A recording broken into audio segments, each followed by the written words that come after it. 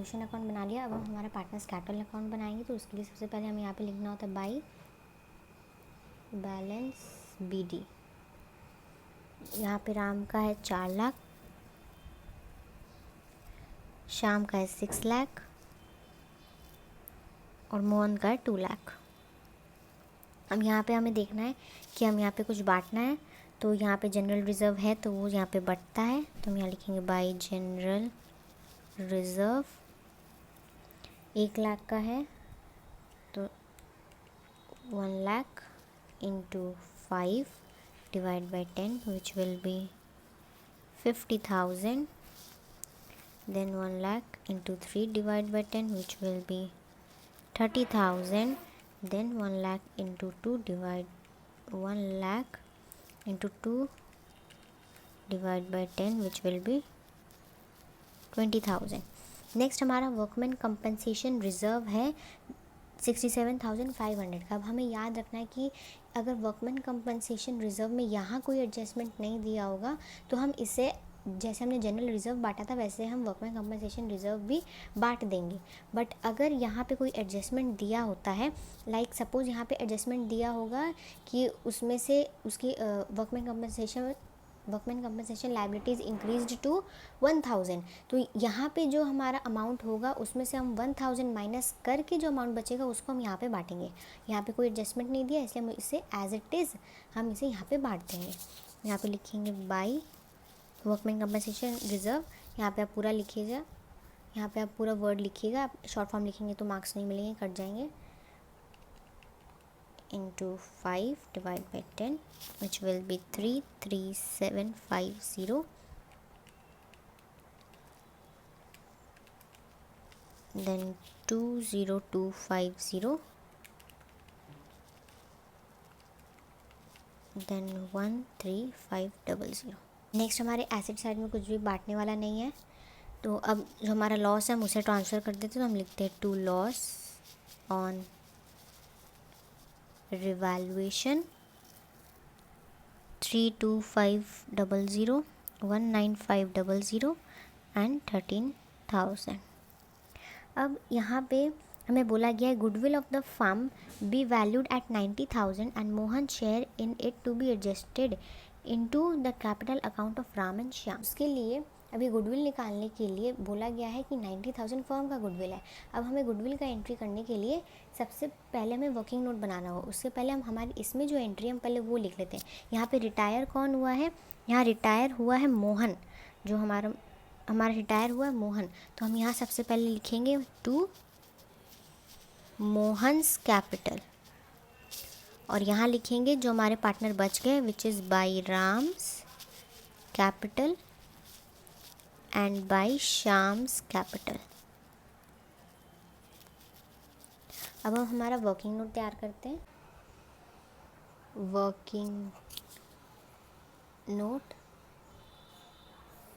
1, calculation of goodwill. ये हमारा पहला वर्किंग नोट है। इसमें हमारा आएगा goodwill of the firm is equals to 90,000 into Mohan का शेयर कितना है, मोहन हमारा थर्ड है विच इज़ 2/10, तो हमारा निकल जाएगा 90,000 into 2 divide by 10 which will B 18,000। 18,000 हमारा गुडविल आया है। अब नंबर 2 कैलकुलेशन होगा हमारा कैलकुलेशन ऑफ गेनिंग रेशियो। अब मैंने आपको अपने पिछले वीडियो में बताया था कि अगर इसमें न्यू प्रॉफिट शेयरिंग रेशियो नहीं दिया होता है तो हमारा जो पार्टनर रिटायर हो रहा है उसका हम ओल्ड रेशियो में से उसका रेशियो हटा देंगे और जो हमारे रिमेनिंग पार्टनर का जो ओल्ड रेशियो होगा वही उनका गेनिंग रेशियो बन जाएगा। बट यहाँ पे हमें ना न्यू प्रॉफिट शेयरिंग रेशियो दिया है विच इज़ 3:2। तो जब हमें न्यू प्रॉफिट शेयरिंग रेशियो दिया होगा तो हम गेनिंग रेशियो निकालना हमारा कंपलसरी होगा। तो यहाँ पे हमारा न्यू प्रॉफिट शेयरिंग रेशियो दिया है तो हम गेनिंग रेशियो निकालेंगे। गेनिंग रेशियो का फॉर्मूला है new ratio minus old ratio. तो यहाँ पे सबसे पहले राम है, राम का न्यू रेशियो है 3/5 माइनस ओल्ड रेशियो है 5/10।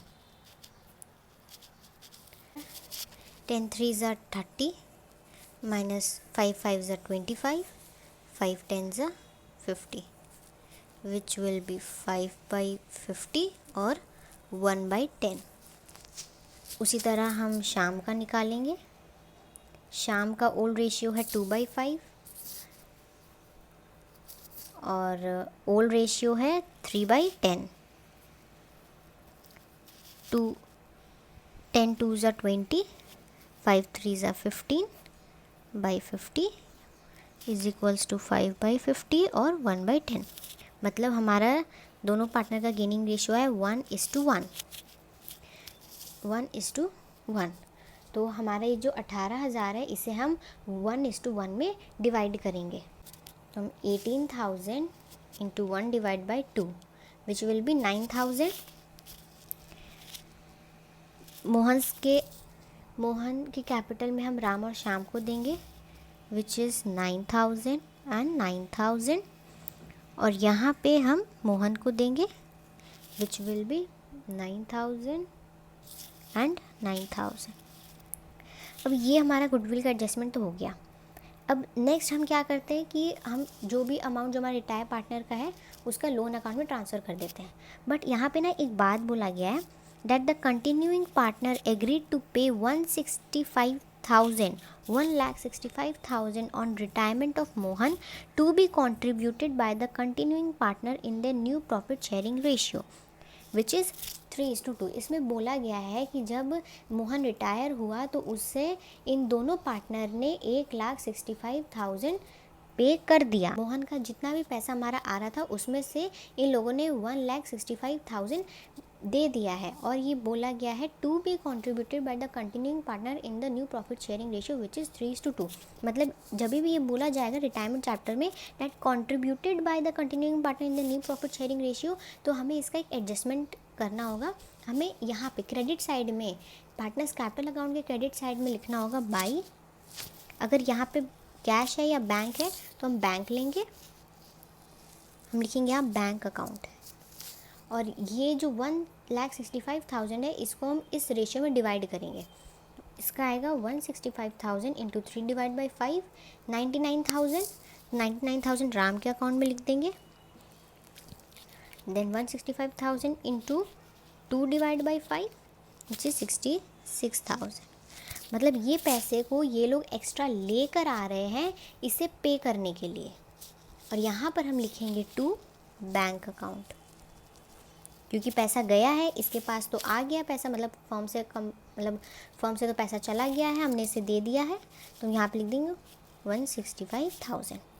अब हम यहाँ पे अगर कैलकुलेट करें मोहन का तो है 2 lakh plus 20,000 plus 13500 plus 9,000 plus 9,000 and then minus 13,000। मतलब टोटल अगर हम ये बैंक अकाउंट को ना लें तो हमारा इतना आ रहा था, उसमें से मतलब इस अमाउंट में से इतना इन लोगों ने उसे हाथों हाथ कैश में रिटायरमेंट के टाइम में ही दे दिया था। तो हम इसे माइनस कर देंगे। अभी जो 73,500 है ये उसके लोन अकाउंट में ट्रांसफ़र हो जाएगा। मतलब जितना पैसा उसे देने के बाद, मतलब सबसे पहले उसका यहाँ से लेके यहाँ तक कैलकुलेट करेंगे, उसके बाद अगर कोई पैसा दे रहा है तो हम उसे माइनस करेंगे। अगर माइनस करने के बाद भी कुछ पैसे बच रहे हैं तो ही हम उसे लोन अकाउंट में ट्रांसफ़र करेंगे। यहाँ पे 73,500 बच रहे हैं तो हम उसे यहाँ पे ट्रांसफ़र करेंगे। तो हम यहाँ लिखेंगे टू मोहन्स लोन अकाउंट। कितना? 73,500। Next to balance CD which is 4,50,000 33750 plus 99,000 minus 32500 minus 9,000 which will be 541,250. Same with Sham, 6 lakh plus 30,000 plus 20250 plus 66,000 minus 19500 minus 9,000, which will be 687,750.